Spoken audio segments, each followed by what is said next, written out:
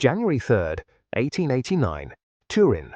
On a freezing morning in the Piazza Carlo Alberto, Friedrich Nietzsche, 44 years old, half-blind, chronically ill, and mentally exhausted after years of isolation, watched a cabman repeatedly whip an old, collapsing horse that refused to move. Witnesses later reported the crack of the lash echoing through the square as the animal trembled, ribs showing, legs buckling under pain and fatigue. Nietzsche suddenly screamed, ran forward, threw his arms around the horse's neck, and sobbed uncontrollably, pressing his face into its mane before collapsing senseless onto the cobblestones. He was carried back to his room in a state of total psychological rupture and never recovered. The philosopher who wrote "Thus Spoke Zarathustra" would never write again. This moment, known as the Turin horse incident, has been documented by contemporaries and biographers as the final break after years of migraines, insomnia, isolation, and intense intellectual overexertion. The man who attacked pity, preached strength, and called himself dynamite was undone by an eruption of compassion so overwhelming it annihilated his mind. To understand why this happened and what it truly meant, we must trace the long fuse of Nietzsche's life, ideas, suffering, and solitude that led to this devastating collapse. To understand the man who broke in Turin, we have to go back to the beginning, back to a place that was his opposite in every way. Not a grand, bustling Italian city, but a tiny, quiet village in the German countryside. The village is called Röcken. It is a small collection of houses, a church, and a graveyard, surrounded by flat, green farmland in the Prussian province of Saxony. The landscape is gentle, the sky is wide, and the pace of life is slow. Here, on October 15th, 1844, Friedrich Wilhelm Nietzsche was born. The world he entered was a world of order, faith, and duty. His family was, in a way, religious royalty. For generations, the men in the Nietzsche family had been Lutheran pastors. His father, Karl Ludwig Nietzsche, was the village pastor. His grandfather was a respected theologian who had written books defending the Christian faith.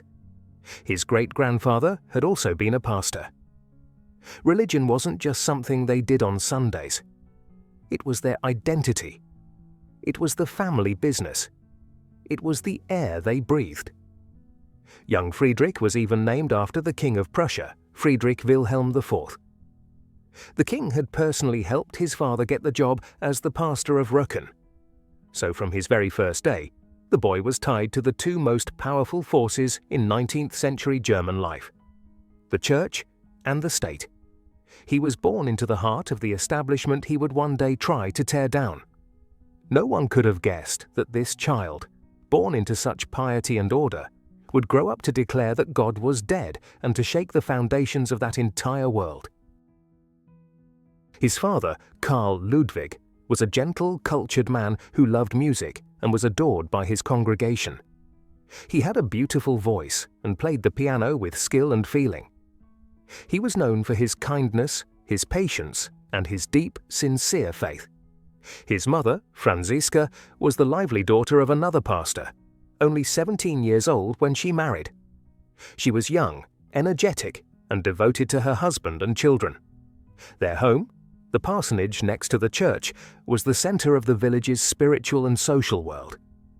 It was a world where everything made sense, where life followed the predictable rhythms of the church calendar from Advent to Easter and back again.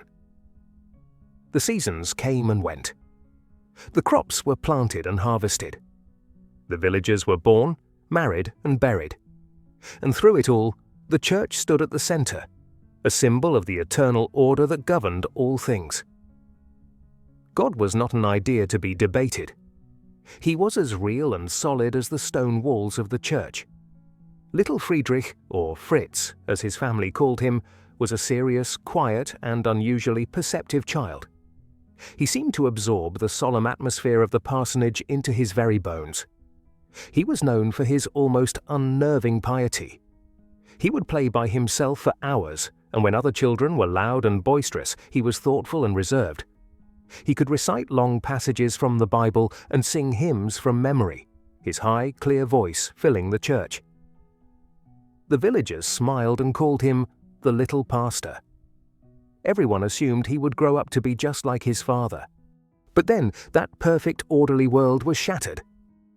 In 1848, a year of revolutions across Europe, a more personal and devastating revolution took place in the quiet parsonage of Röcken. When Friedrich was only 4 years old, his father began to get sick. It started with terrible headaches that left him blind for days. Then came seizures.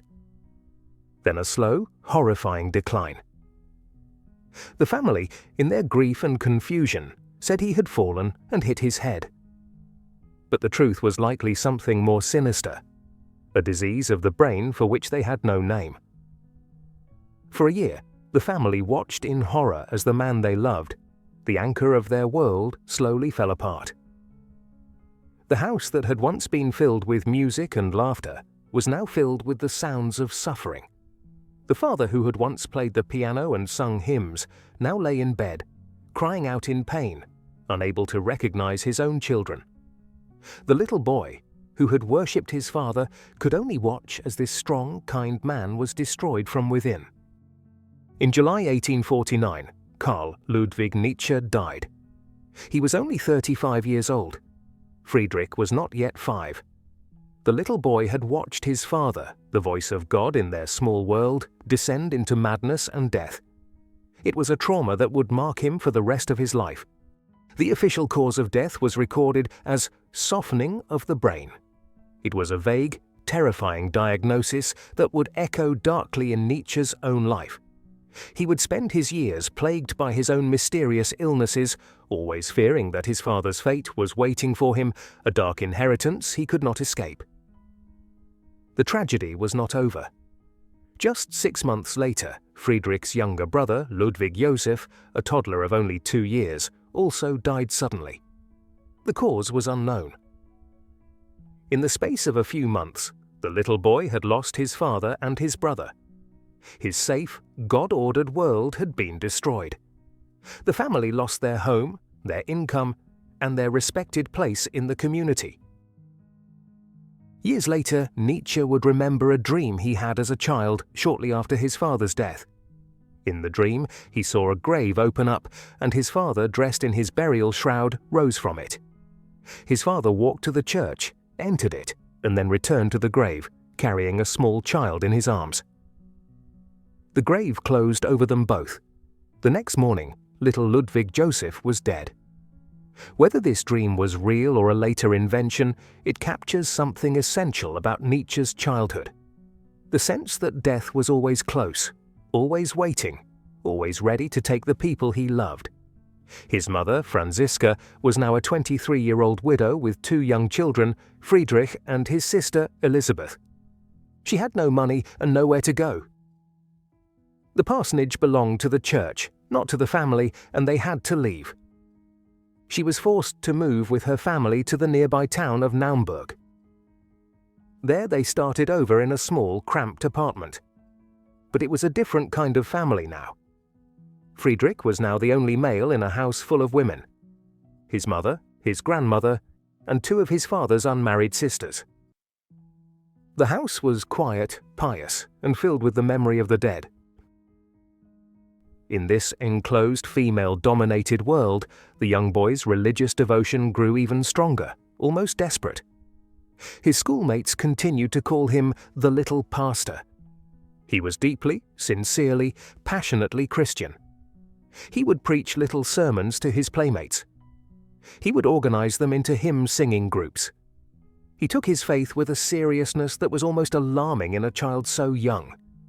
He was trying, in his own way, to keep his father alive, to carry on the work that death had interrupted. The little pastor was trying to fill the enormous shoes of the man he had lost. But even as a boy, there were hints of the thinker he would become. He was intensely curious, always asking questions, always wanting to understand why things were the way they were. He was a perfectionist, holding himself to impossibly high standards. He was sensitive to beauty, especially in music and poetry. And he was already in his quiet way an outsider, a boy who watched the world from a slight distance, observing it with an intensity that made other children uncomfortable. He also showed an early talent for writing. He kept diaries and wrote poems. He began composing his own music. He was, even then, trying to make sense of the world through words and art. The tools he would later use to shake the foundations of Western thought were already being forged in the quiet rooms of the house in Naumburg. This is the great irony of Nietzsche's life, and the key to understanding him. The man who would later wage the most relentless war on Christianity in the history of Western thought first had to be its most devoted and sincere soldier. His later questions, his later attacks, his later fury, none of it came from the cool detachment of an outsider. It came from the burning, agonizing heart of a true believer who had been betrayed by God. He would later write, "I know both. I am both sides of the coin." In 1858, when Friedrich was 14, a door opened out of the sad, quiet house in Naumburg. His stunning intelligence, clear even from a young age, had earned him a full scholarship to one of the most famous and demanding schools in Germany, Schulpforta. Schulpforta was not a normal school. It was housed in a huge, ancient Cistercian monastery that had stood for over 700 years, its stone walls thick with history. The buildings were austere and imposing, surrounded by forests and fields. The school was known for its iron discipline and its incredibly difficult curriculum. It was a factory for producing Germany's future leaders, government ministers, church officials, and top academics. The school had produced some of Germany's greatest minds, including the philosopher Fichte and the poet Klopstock.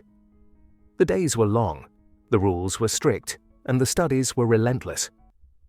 Students woke before dawn and studied late into the night. They were expected to read Plato and Aristotle in the original Greek, to compose essays in Latin, to memorize long passages of Homer and Virgil. For a shy, serious boy from a house full of women, it was a culture shock. The other boys were loud, rough, and often cruel. They played pranks, got into fights, and formed exclusive clubs. Friedrich didn't fit in. He was different, and he knew it. He watched the other boys from a distance, like a scientist observing a strange, noisy species. This feeling of being an outsider, of standing apart from the herd, would become a central theme in his life and his philosophy. But if the social life was a challenge, the intellectual life was a paradise. The school's curriculum was a deep dive into the classical world, the languages, literature, and history of ancient Greece and Rome. For 6 years, Nietzsche lived and breathed this ancient world. He mastered Greek and Latin until he could read them as easily as German. He read the epic poems of Homer, the tragedies of Aeschylus and Sophocles, the philosophy of Plato. He was studying civilizations that had created incredible art and profound ideas thousands of years before Christianity even existed. This was the beginning of a slow, quiet revolution in his mind. The ancient Greeks did not believe in the Christian God. They had their own gods, their own morality, their own way of understanding life and death. They celebrated strength, beauty, and heroic achievement. They did not believe in original sin or the need for salvation. And as Nietzsche immersed himself in their world, he began to ask dangerous questions. What if the Christian way of seeing the world wasn't the only way? What if it wasn't even the best way? The God of his fathers was slowly being replaced by the gods of the Greeks. He also found a deep passion for music. He taught himself to play the piano and began composing his own dramatic, emotional pieces in the style of his hero, the composer Robert Schumann. Music became a lifelong necessity for him, a language that could express the deep, powerful feelings that words couldn't touch. He would later write that life without music would be a mistake. In 1864, Nietzsche graduated from Schulpforta and went to the University of Bonn. His family still hoped he would study theology and become a pastor, honoring his father's memory. He tried. He signed up for theology classes. He even joined a student fraternity, a kind of social club, and tried to fit in with the other students. Drinking beer, singing songs, and even fighting a duel that left him with a small scar on his nose. But his heart wasn't in it. He found the other students shallow and their traditions silly. He found the theology classes dry and uninspiring. The faith he had held so tightly as a boy was slipping through his fingers, and he couldn't pretend otherwise. He wrote to his sister Elizabeth, explaining that if you want peace of mind and happiness, then believe. But if you want to be a seeker of truth, then you must question everything. After 1 year, he made a decision that set the course for the rest of his life. He officially dropped theology. He quit the fraternity. He followed his favorite professor, a brilliant classic scholar named Friedrich Nietzsche, to the more serious and academic University of Leipzig. He was making a clear statement. He would dedicate his life not to God, but to scholarship. His mother was devastated. She had dreamed of seeing her son follow in his father's footsteps, standing in a pulpit, preaching the word of God. But Nietzsche could not pretend any longer. The faith of his childhood was gone, and he could not bring it back. He wrote to his sister, explaining his decision. He said that the path to truth was more important than the path to comfort. He said that a true seeker of knowledge must be willing to give up everything, even the beliefs that once gave his life meaning. At Leipzig, Nietzsche's genius was undeniable. He quickly became the star student. He was publishing scholarly articles in top academic journals while he was still an undergraduate. His professors were stunned by his talent. Ritschl, his mentor, famously declared that he had never seen a student like Nietzsche in 40 years of teaching, and probably never would again.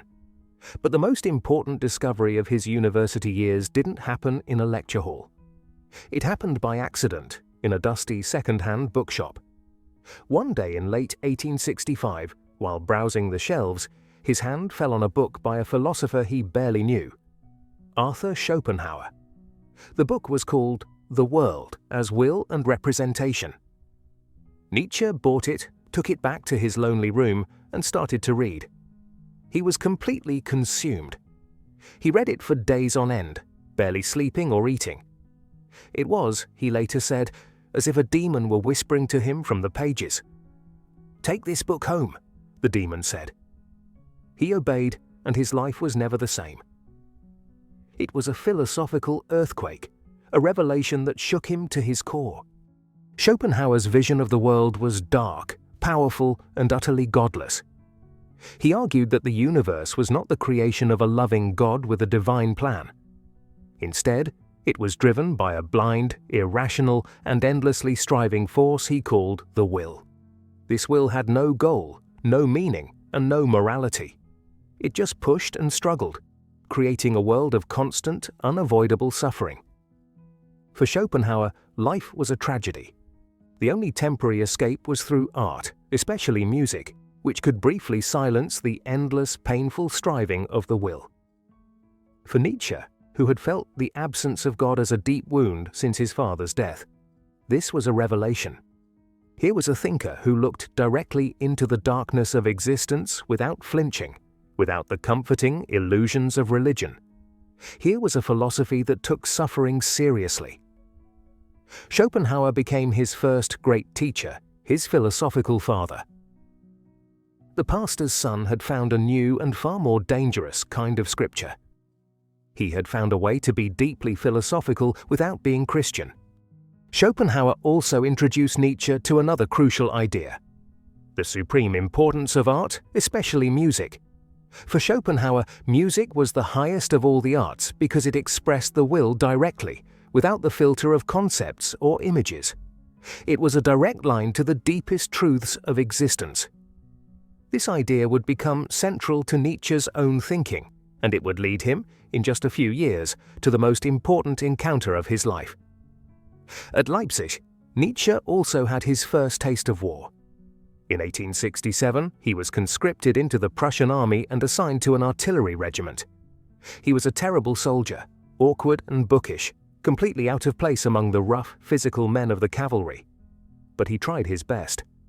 Then, one day, while trying to mount his horse, he slipped and fell badly, injuring his chest. The injury was serious enough to get him discharged from the army, but it may have also caused lasting damage to his health. Some scholars believe this accident was the beginning of the chronic pain that would plague him for the rest of his life. He returned to Leipzig and threw himself back into his studies. His reputation continued to grow. He was publishing articles in the most prestigious academic journals. He was the undisputed star of the philology department. His professors were already talking about him as a future leader in the field. The path was now open. The fuse of the dynamite had been lit. In 1869, something happened that sent a shockwave through the rigid, formal world of German universities. The University of Basel, in Switzerland, offered Friedrich Nietzsche a job as a full professor of classical philology. He was only 24 years old. He hadn't even finished his PhD. It was an almost unheard-of promotion, like being made a general before you've even graduated from officer school. His mentor, Professor Ritschl, had written a letter of recommendation so glowing it practically caught fire. He said he had never seen a student with Nietzsche's talent in 40 years of teaching. The University of Leipzig, embarrassed that they might lose their star pupil, quickly awarded him a doctorate based on the articles he had already published. And just like that, the young man who had been a student just weeks before was now a professor, expected to teach men who were only a few years younger than himself. It was a stunning achievement. The youngest professor in the history of the university. His family was proud. His future seemed secure. He was on the path to a brilliant, respectable academic career. The shy, serious boy from the House of Women had become a star. The future seemed limitless. If he had simply stayed on this path, he would have become one of the most respected classical scholars of his generation, a pillar of the academic establishment. But that was not to be. But even as Nietzsche was stepping onto this brilliant academic stage, his heart and mind were being pulled in a completely different direction. A few months earlier, in November 1868, he had met the man who would become the sun in his solar system, the composer Richard Wagner. Wagner was the most famous, most controversial, and most revolutionary artist in Europe. He was 55 years old, a towering figure with a massive ego and a world-changing ambition. He was also a fugitive, having fled Germany after participating in the failed revolution of 1848. He didn't just write operas. He created what he called music dramas, epic, overwhelming works that combined music, poetry, myth, and theatre into a single powerful experience. His operas lasted for hours, sometimes entire days. They told stories of gods and heroes, of love and death, of redemption and destruction. He believed that his art could redeem a corrupt and decadent modern world. He was building a new theatre in Bayreuth, Germany, specifically designed to perform his works, a temple to his own genius. For Nietzsche, meeting Wagner was like meeting a god. Wagner was the same age his own father would have been if he had lived, but he was the opposite of the gentle, pious pastor of Röcken. He was bold, arrogant, powerful, a force of nature. He talked for hours, dominated every room he entered, and expected the world to bow to his genius. He was a man of enormous appetites and enormous contradictions. A revolutionary who lived in luxury, a genius who was also a petty tyrant, an artist who could be both profoundly moving and shockingly cruel. In Wagner, the young professor, who had been searching for a father figure his whole life, found his ultimate hero. The lost father was replaced by a titan. And Wagner, in turn, was captivated by this intense, brilliant young scholar who seemed to understand the philosophical depths of his music better than anyone. Wagner needed disciples, people who would worship him and spread his gospel. He was always surrounded by a circle of admirers, but few of them could match Nietzsche's intellectual firepower. In Nietzsche, he found the perfect apostle. Young, brilliant, devoted, and willing to dedicate his life to the cause.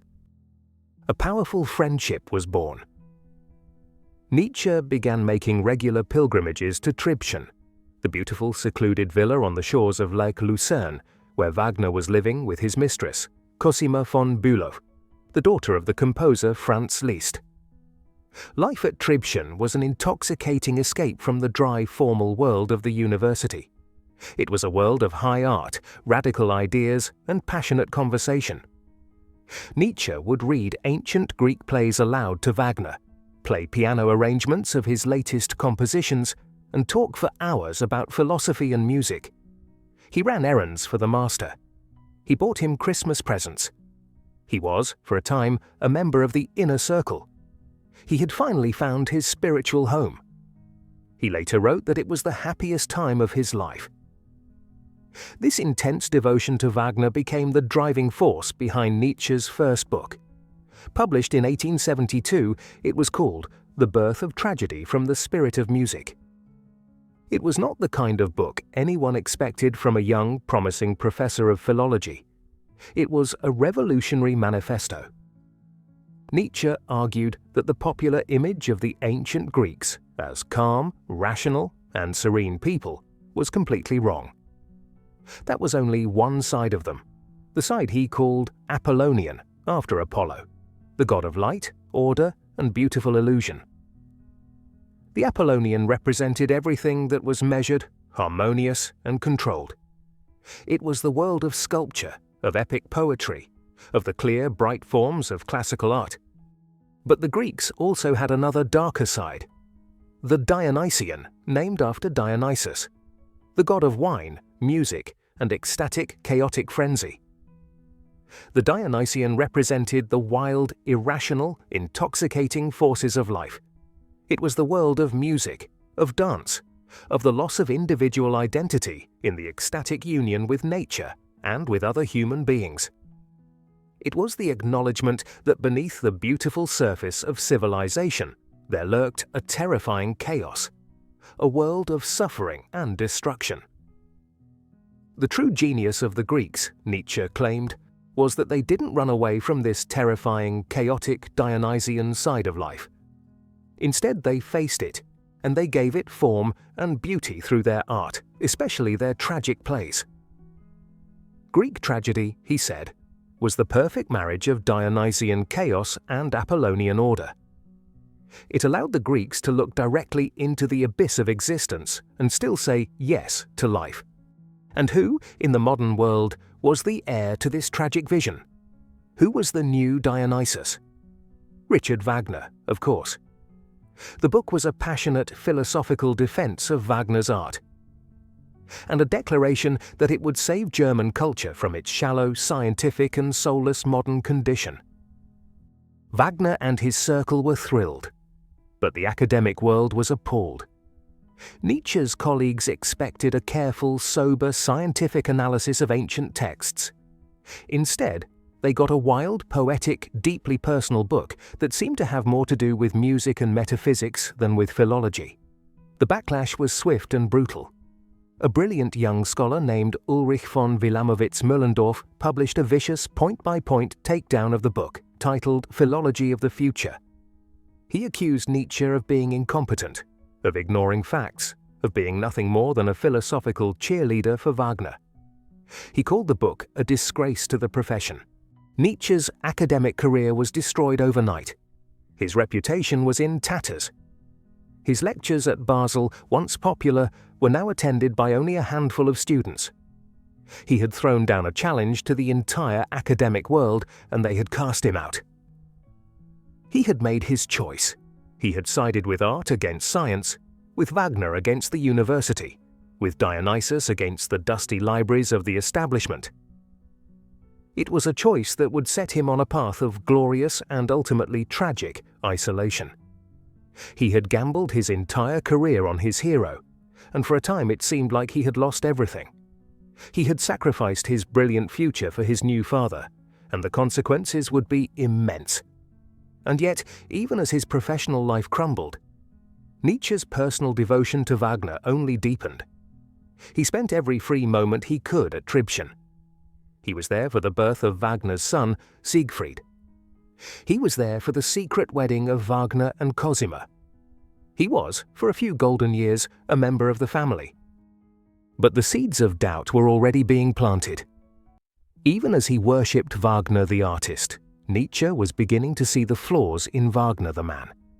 The composer's massive ego, his constant need for adulation, his manipulation of everyone around him, his casual cruelty, all of these things began to grate on the young philosopher. He started to wonder if Wagner's art was really as revolutionary as he had believed, or if it was just a more sophisticated form of entertainment for the masses. He started to question whether Wagner's vision of a cultural rebirth was genuine or just a cover for his own ambition and vanity.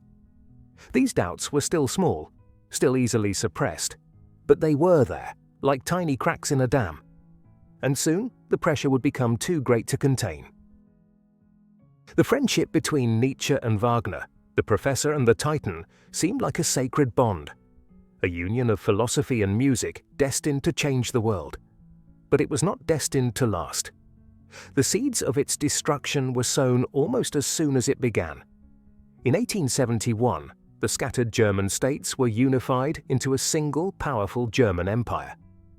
A new spirit of nationalism, pride, and arrogance swept the country.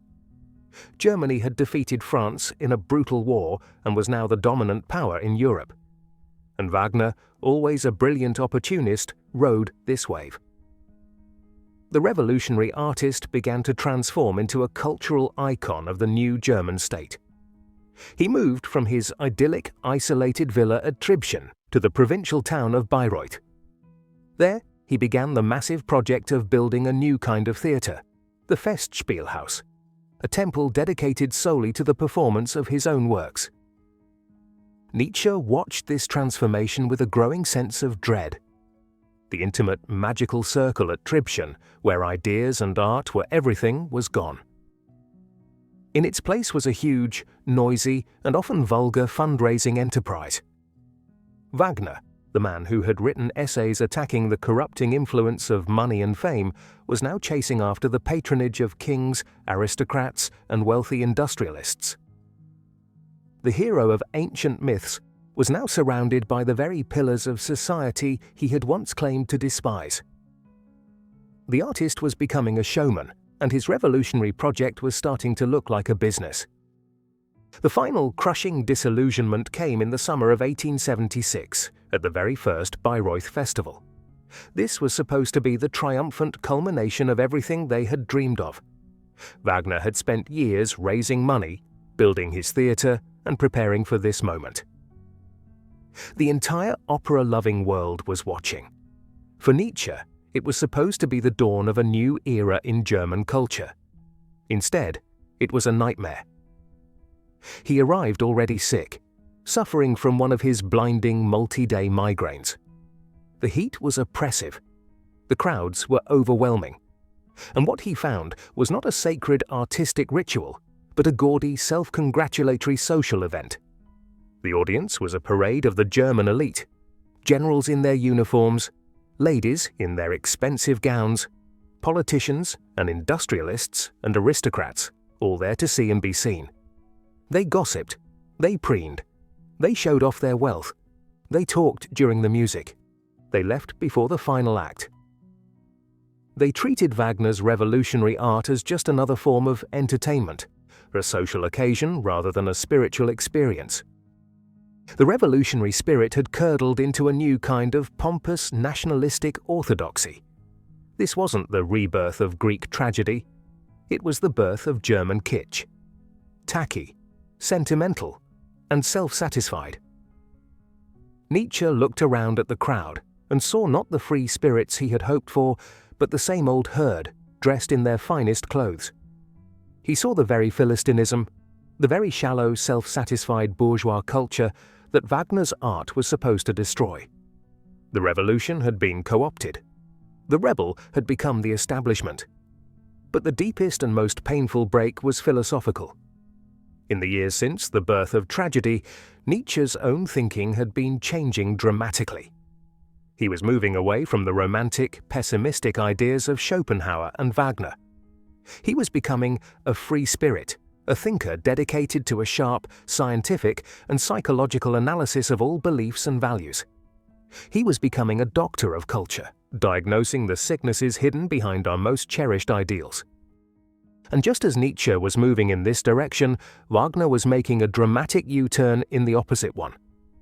The final unforgivable sin came with Wagner's last opera, Parsifal. When Wagner sent Nietzsche the story, Nietzsche was horrified. It was a story about a pure fool who finds redemption through Christian faith. It glorified chastity, humility, and piety. It was soaked in the imagery and morality of the Catholic Church. The opera ends with a scene of Christian communion, with the hero lifting the Holy Grail to the heavens. For Nietzsche, it was a betrayal of everything Wagner had once stood for. For Nietzsche, this was the ultimate betrayal. Wagner, the great pagan artist, the last hope for a culture beyond good and evil. The man who was supposed to be the modern Dionysus had not just knelt before the Christian cross. He had crawled to it. It was, in Nietzsche's eyes, a cowardly surrender to the very life-denying morality he was just beginning to wage war against. Wagner had become old, weak, and afraid. He had given up. Nietzsche couldn't take it. He fled Bayreuth before the festival was even over, using his poor health as an excuse. But the truth was that he was spiritually suffocated. He retreated to a small, remote village in the Bavarian forest and began to write the book that would be his declaration of independence. Human, all too human. He dedicated it to the memory of the French philosopher Voltaire, a champion of reason and a fierce critic of the Church. A clear and deliberate insult to Wagner. He never saw Richard Wagner again. Wagner died in Venice in February 1883, and when Nietzsche heard the news, he collapsed in grief. Despite everything, despite the betrayal and the anger, he had loved the man. The loss was devastating. He wrote to a friend that he felt as if he had lost a part of himself. The Titan was gone, and the world seemed emptier for it. But even in his grief, Nietzsche could not help but see the irony. Wagner had died just as Nietzsche was completing the first part of Thus Spoke Zarathustra, the book that would contain his most powerful vision of a life beyond the need for gods and masters. The old god was dying just as the new prophet was being born. The break was not just the end of a friendship, it was the demolition of the last great pillar in Nietzsche's life. He had lost his father. He had lost his faith. And now he had lost his hero, his mentor, his substitute father. The emotional cost was immense. He felt as if he had been betrayed by the person he most revered. The disillusionment was a wound that would never fully heal. But it was also a profound and necessary liberation. Freed from the suffocating shadow of the Titan, Nietzsche was now forced to stand on his own. He could no longer define himself in relation to Wagner, either as a disciple or as a rebel. He had to find his own voice, his own vision, his own path. The path forward was one of utter, terrifying loneliness, but it was, for the first time, entirely his own. The student had finally, and painfully, outgrown his master. He was no longer an apostle, he was about to become a prophet. After the demolition of his friendship with Wagner, Nietzsche's life entered a new, painful, and profoundly lonely phase. His isolation was now almost absolute, and his health, which had been a problem his entire life, began to completely collapse. The migraines that had tormented him since he was a boy became a constant, unbearable torture. They would last for days, even weeks, leaving him unable to do anything but lie in a darkened room, his head exploding with pain, waiting for it to pass. The attacks would come without warning, striking him down in the middle of a walk or a meal. His eyesight, which had been poor for years, was now failing rapidly. Reading, the very center of his existence, became a physical agony he could only endure for a few minutes at a time. He had to use special large print paper and thick glasses, and even then, every hour of work was a struggle. He was plagued by constant, violent nausea that left him weak and exhausted. He experimented with dozens of different diets, trying to find something that would not cause him agony. His body had become his enemy, a prison of pain from which there was no escape. In 1879, at the age of just 34, Nietzsche was forced to resign from his professorship at the University of Basel. His brilliant academic career, which had started with such astonishing promise, was over. The university, recognizing his service and his terrible health, granted him a small pension. It was barely enough to live on, but it was enough to survive. He became a wanderer, a nomad of the mind and body. For the next 10 years, he drifted across Europe, a man without a home, a job, or a country. He was on a constant, desperate search for a place where his body might hurt a little less. He became a connoisseur of climates, an expert on the effects of altitude, humidity, and light on his suffering body. He spent his winters in the mild, sunny coastal towns of Italy and southern France, Genoa, Rapallo, Nice, Venice. He spent his summers in the high, thin, crystal-clear air of the Swiss Alps, especially in the tiny, remote village of Sils Maria, which became his spiritual sanctuary. He walked for hours every day, thinking, composing, letting the rhythm of his footsteps shape the rhythm of his thoughts. His life was stripped down to the bare essentials. He lived in cheap rented rooms in boarding houses, often in the attic, where the rent was cheapest. He ate simple, carefully controlled meals, always watching his diet in the hope that it might ease his suffering. He avoided alcohol, which made his headaches worse. He experimented with different foods, different sleeping schedules, different routines, always searching for the magic formula that would give him a few hours of relief. And he walked. He walked for hours every day, for miles and miles, through the mountains and along the sea. Walking was his therapy, his meditation, his way of thinking. He composed his books in his head as he walked, his mind racing while his body ached. He carried a small notebook and would stop to scribble down thoughts whenever they came to him. Some of his most famous aphorisms were born on these long, solitary walks, written down in a shaky hand on a mountain path or a seaside promenade.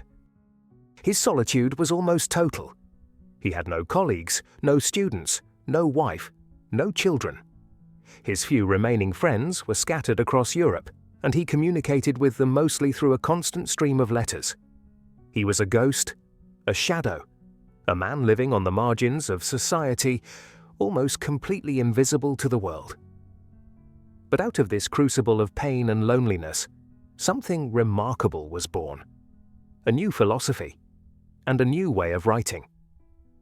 In 1878, just after the break with Wagner, he published Human, All Too Human. The book was a shock to the few people who had read his earlier work. The passionate, romantic, Wagner-worshipping tone was gone. In its place was something cool, sharp, skeptical, and scientific. The book was dedicated to the memory of Voltaire, the great French philosopher of the Enlightenment, a champion of reason and a fierce critic of superstition and the Church. It was a clear signal that Nietzsche had changed direction. The book was not a single long argument. It was a collection of hundreds of short, self-contained observations, or aphorisms. Some were a few sentences long, others a few paragraphs. Each one was a polished, perfectly cut gem of thought. They covered everything: art, religion, morality, politics, love, friendship, human nature. They were witty, provocative, often disturbing. They forced the reader to think, to question, to see the world in a new way. This new style was born of necessity. His terrible health made it impossible for him to work for long, sustained periods. He had to capture his thoughts in short, intense bursts. But it was also a philosophical choice. Nietzsche was no longer trying to build a grand, unified system of thought like the philosophers of the past. He was a guerrilla philosopher, launching quick, targeted strikes against the assumptions and prejudices of his time. He was trying to see clearly, to look at the world without the fog of comforting illusions. With this new style, he was becoming a new kind of thinker, a psychologist of the soul. He was putting human nature under a microscope. He was examining our most cherished beliefs, our morality, our religion, our ideas of truth, and asking where they really came from. He was looking for the hidden, often ugly motivations behind our most beautiful ideals. He was beginning to ask the questions that would define the rest of his life's work. Where do our values come from? Why do we believe what we believe? And what if everything we think is good and true is actually just a story we tell ourselves to survive? He was a doctor of culture, and he was about to perform a radical surgery on the Western soul. He was sharpening the hammer he would later use to smash its idols. In 1881, while walking near the shores of Lake Silvaplana in the Swiss Alps, Nietzsche had what he described as the most profound experience of his life. He stopped by a massive pyramid-shaped rock, and in a flash of inspiration, the idea of the eternal recurrence came to him. It was a thought that would become central to his philosophy. The idea that time is not a straight line, but a circle, and that everything that has ever happened will happen again exactly the same, an infinite number of times. For Nietzsche, this was not a scientific theory. It was a test, a challenge. Could you love your life so much, with all its pain and all its joy, that you would be willing to live it again and again, forever? If you could say yes to that, then you had truly affirmed life. You had overcome the nihilism that threatened to swallow the modern world. You had become, in a sense, a god of your own existence. He also developed, during these wandering years, another key idea: the will to power. This is one of the most misunderstood concepts in all of philosophy. Nietzsche did not mean the will to dominate other people or the will to conquer nations. He meant something deeper and more psychological. He meant the fundamental drive of all living things to grow, to expand, to become more than they are. It is the force that makes a plant push through concrete, that makes a child learn to walk, that makes an artist create. It is the opposite of the will to mere survival. It is the will to flourish, to overcome, to become.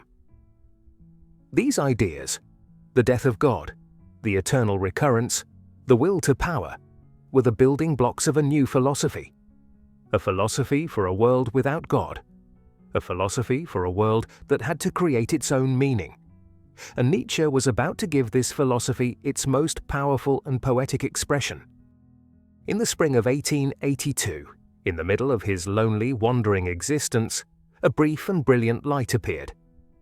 Into Nietzsche's world came a young woman who, for a few chaotic months, seemed to be the answer to all his prayers. Her name was Lou von Salome. She was a 21-year-old Russian student, astonishingly intelligent, fiercely independent, and captivatingly beautiful. Nietzsche met her in Rome through a mutual friend, the philosopher Paul Ray, who was also in love with her. From the moment Nietzsche laid eyes on her, he was utterly enchanted. He called her a miracle. Lou was unlike any woman Nietzsche had ever met. She had no interest in marriage, children, or a quiet domestic life.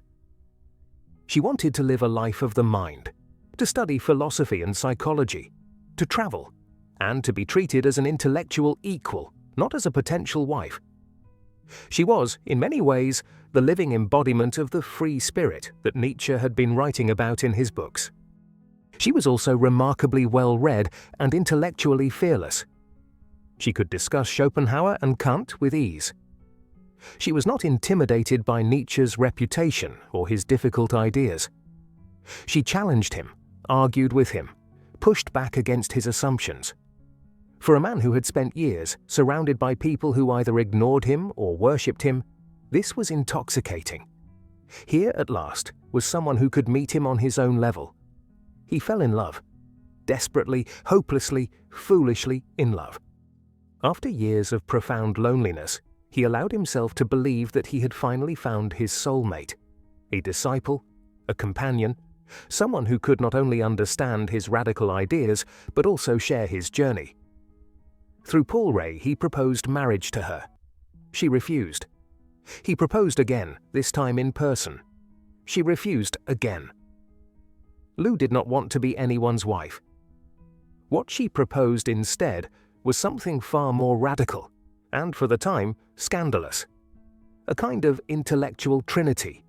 A winter plan where she, Nietzsche, and Ray would live and study together in Paris, at a chaste and purely intellectual commune. For a few intoxicating months, the dream seemed possible.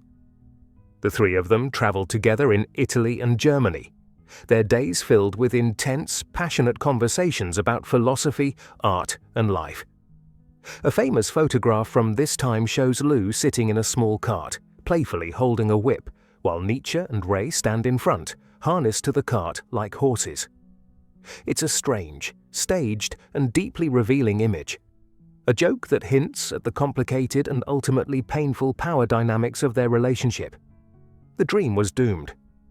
It was destroyed from within by jealousy and from without by Nietzsche's meddling and possessive sister Elizabeth.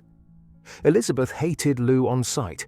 She saw her as a dangerous, immoral, and manipulative woman who was trying to steal her brother away. She launched a vicious campaign of gossip and slander, writing letters to their mother and friends, trying to poison everyone against Lou. The tangled emotions of the three friends, combined with Elizabeth's relentless attacks, proved too much. The intellectual trinity fell apart in a storm of accusations, misunderstandings, and hurt feelings. In the end, Lou chose to travel with the calmer, more stable Paul Ray, leaving Nietzsche behind. The rejection was the most devastating emotional blow of Nietzsche's life. He fell into a black hole of despair, writing frantic, heartbroken letters to his friends. He felt utterly betrayed, not just by Lou, but by Ray, his closest friend. He had offered his whole heart, and it had been thrown back in his face. He was alone again, more alone and more wounded than ever before. He even contemplated suicide. His relationship with his sister, already strained, was now poisoned. He blamed her, rightly, for much of the disaster. But Elizabeth, in her own twisted way, believed she had saved him from a dangerous woman. The rift between them would never fully heal. They would continue to correspond, to see each other occasionally, but the trust was gone. Nietzsche was now truly alone, cut off from the last person who might have understood him. But out of the ashes of this personal hell, his most famous and extraordinary work was born. In the winter of 1882, just weeks after the final break, Nietzsche retreated to a small, cold room overlooking the sea in Rapallo, Italy. He was alone, heartbroken, and physically wrecked. But something was stirring inside him. A voice was demanding to be heard. And there, in a 10-day frenzy of creative energy, the words of "Thus spoke Zarathustra" poured out of him. He wrote, he said, as if he were merely a vessel, taking dictation from a force beyond himself. The pain of his rejection, the loneliness of his existence, the years of philosophical struggle, all of it was transformed, alchemized, into something new and strange and powerful. It was a book unlike anything ever written before or since. It was not a traditional work of philosophy. It was part poetry, part prophecy, part scripture for a godless world. It was written in a style that deliberately echoed the Bible, with parables, sermons, and poetic verses. It tells the story of a wise hermit named Zarathustra, named after the ancient Persian prophet Zoroaster, who comes down from his mountain solitude after 10 years to teach humanity what he has learned. Zarathustra is Nietzsche's mouthpiece, his prophet, his alter ego. Through him, Nietzsche delivers his most radical and most beautiful ideas. And what he has learned is terrifying and exhilarating.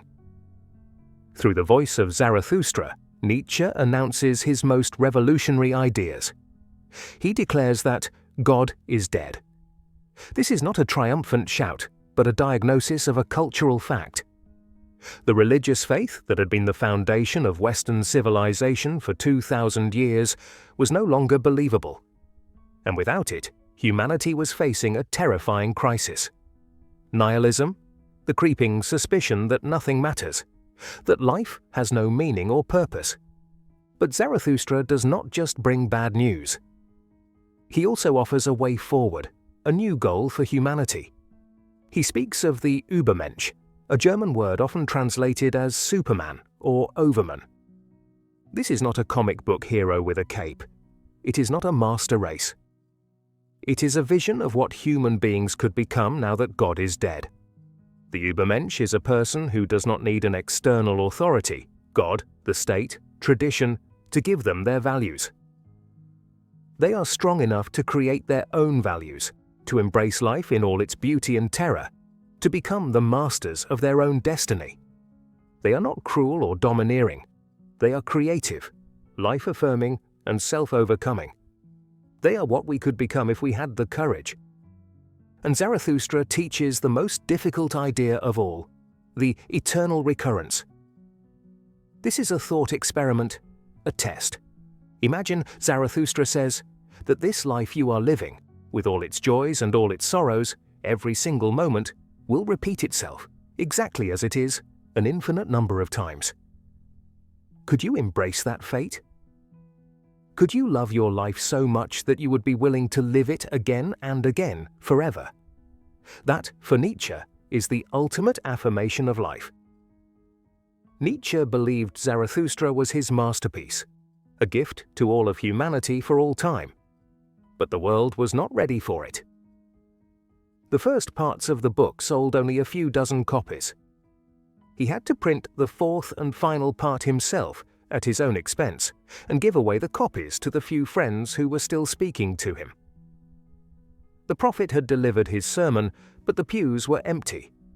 His greatest gift had been returned, unopened. The rejection of Zarathustra was a devastating blow. Nietzsche had poured everything he had into the book. He had transformed his deepest pain into what he believed was his highest art. And the world had simply shrugged. The loneliness that had always been a part of his life now became almost unbearable. He had no wife, no children, no students, no colleagues. His few remaining friends were scattered across Europe. His sister, Elizabeth, was increasingly consumed by her own life and her own agenda. He was, more than ever, a man alone. But he did not stop. He could not stop. The ideas kept coming, and he kept writing them down. The pain, the loneliness, the rejection, all of it became fuel for his work. He was like a man possessed, driven by a force he could not control. The love he had found and lost had been transformed into a philosophy of superhuman strength. But the man himself was left more broken than ever. And yet out of that brokenness he would produce some of the most powerful and influential works in the history of philosophy. The deafening silence that greeted Zarathustra did not break Nietzsche's spirit. It hardened it. If the world would not listen to his prophet's beautiful poetic songs, then he would take a hammer to its most sacred idols. If they would not be seduced, they would be attacked. In the years that followed his masterpiece, from 1885 to 1888, Nietzsche's writing became sharper, more aggressive, and more direct. He dropped the poetic style of Zarathustra and returned to the aphorism, the short, sharp, philosophical hand grenade. He was done with singing. It was time for war. In 1886, he published Beyond Good and Evil, Prelude to a Philosophy of the Future. The title itself was a declaration of war on all of Western morality. The book is a blistering, wide-ranging attack on the entire history of philosophy. Nietzsche argues that philosophers, from Plato to the present day, have pretended to be objective, disinterested seekers of truth. But this, he says, is a lie. Every great philosophy is really just the unconscious autobiography of its author, a confession of their deepest prejudices, hopes, and fears.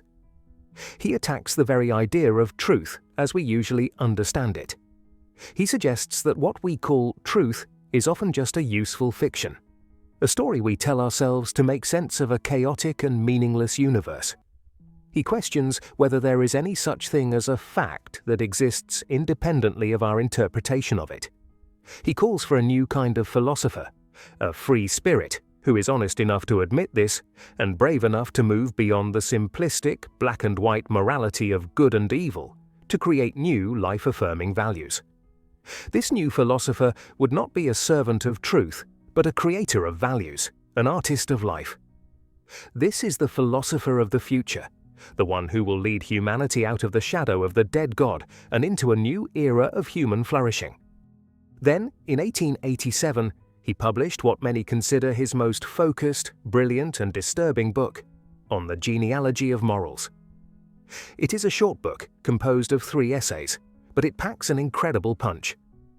In it, Nietzsche plays the role of a detective, a genealogist, investigating the origin of our moral values.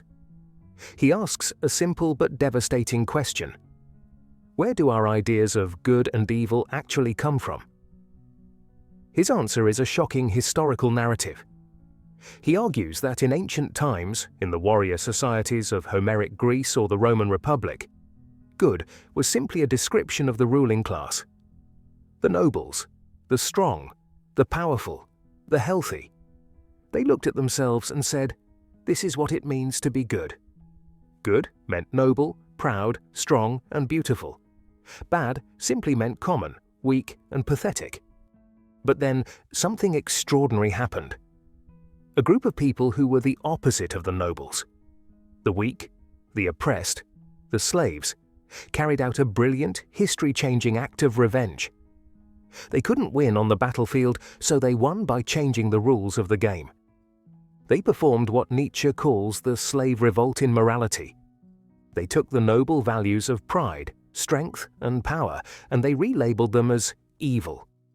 And they took their own qualities: humility, compassion, pity, patience, and they relabeled them as good. Weakness became a virtue. Suffering became a sign of holiness. This slave morality, Nietzsche argues, found its perfect vehicle in Christianity. It spread across the Roman Empire and then the entire Western world, poisoning the very foundations of our culture with guilt, self-denial, and a deep-seated hatred of life, the body, and this world. It was a sickness, a vampirism that drained the life out of humanity. And humanity, he declared, desperately needed to be cured. The Genealogy is a disturbing book. It forces us to look at our most cherished moral beliefs and ask uncomfortable questions about where they came from. It suggests that our ideas of good and evil are not timeless truths, but historical inventions, products of power struggles and psychological needs. It is a book that, once read, cannot be unread. It changes the way you see the world. But Nietzsche was not simply trying to destroy morality. He was trying to clear the ground for something new. He believed that the old, life-denying morality of Christianity was dying, and that humanity needed a new set of values. Values that would affirm life, celebrate strength and creativity, and allow human beings to flourish in all their diversity and power. Then came the year 1888. It was Nietzsche's final year of sanity, and it was a volcanic, almost superhuman explosion of creativity. It is one of the most astonishing outpourings in the history of literature. In that single year, his health temporarily, miraculously improved, and he wrote, completed or prepared for publication 5 brilliant world historical books. He wrote The Case of Wagner, a final brilliant and bitter reckoning with his former friend, who he now saw as the ultimate symbol of modern cultural decay. He wrote Twilight of the Idols, or How to Philosophize with a Hammer, a breathtakingly concise and powerful summary of his entire philosophy. In it, he takes his philosophical hammer and taps on the hollow idols of Western culture, from Socrates to Christianity to German philosophy, to show how empty they are. The book is a tour de force of demolition, a systematic attack on everything the Western world holds sacred. It is also, despite its dark subject matter, surprisingly funny. Nietzsche was a master of the aphorism, and Twilight of the Idols is full of them. Sharp, witty, quotable lines that stick in the mind like splinters. He wrote The Antichrist, his final, furious, no-holds-barred assault on Christianity, which he calls the one great curse, the one great intrinsic depravity, the one immortal blemish of mankind. And finally, he wrote his autobiography, Ecce Homo, How One Becomes What One Is. It is one of the strangest and most fascinating autobiographies ever written. It has chapters with titles like Why I Am So Wise, Why I Am So Clever, and Why I Write Such Good Books. On the surface, it sounds like the work of a raving egomaniac. But it is also deeply ironic, a kind of dark, desperate joke. Nietzsche knew his time was running out. He was writing his own legend, creating the myth of Nietzsche before his enemies could. He was trying to teach the world how to read him. "I am not a man, I am dynamite," he famously wrote in the book's preface. He predicted that his name would one day be associated with a crisis unlike any other in human history, a war of values that would shake the world to its foundations. He was right, but he would not be there to see it. The fuse was lit, and the final explosion was coming, not for the world, but for the man who had lit it. In these final months, Nietzsche's letters became increasingly strange. He was filled with a manic, almost delirious energy. He wrote to friends about his plans to conquer the world, to reorganize European politics, to be recognized as the greatest philosopher who ever lived. He was convinced that his moment of triumph was finally at hand, that the world was about to wake up and recognize his genius.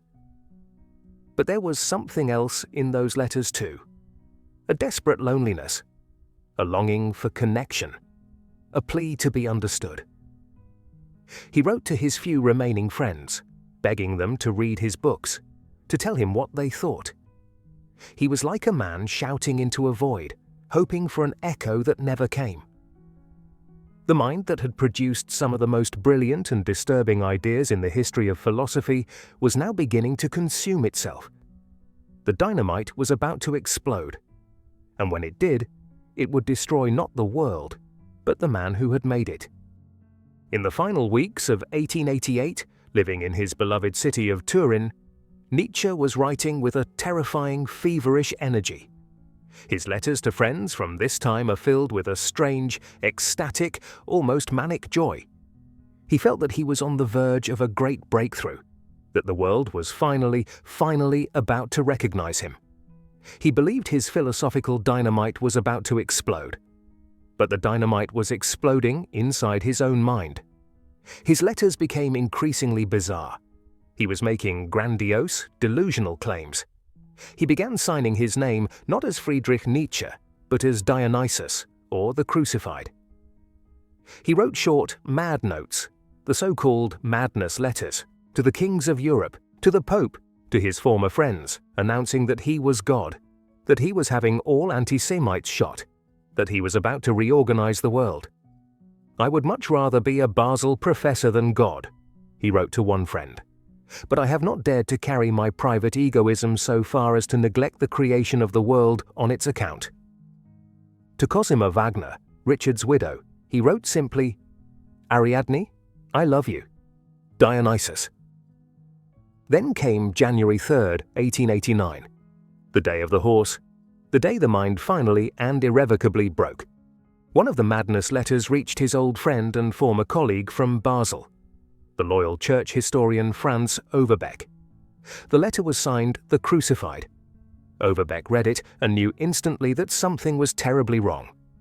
He packed a bag and took the first train to Turin, a grueling 2-day journey.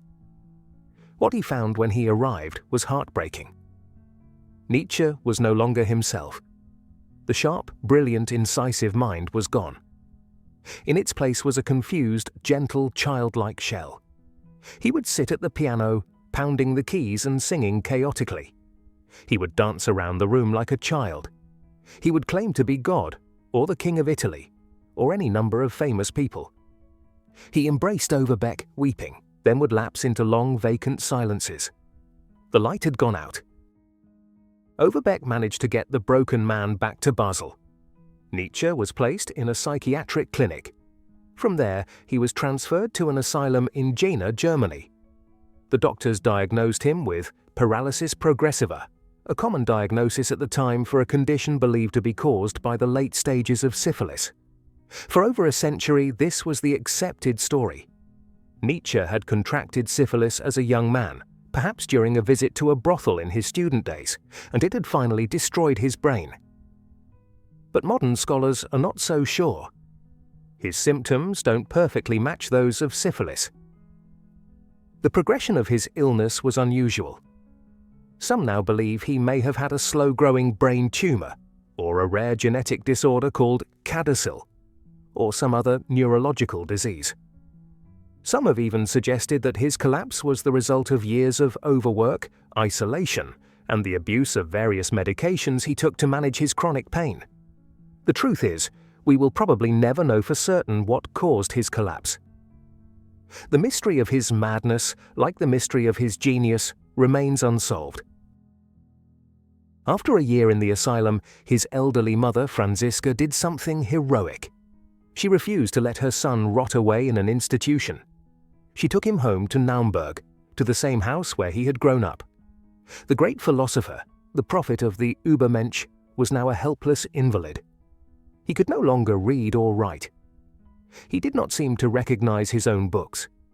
He spent his days sitting quietly in a chair, his face blank, staring into space. Sometimes he would have violent, agitated outbursts, but mostly he was gentle, passive, and silent.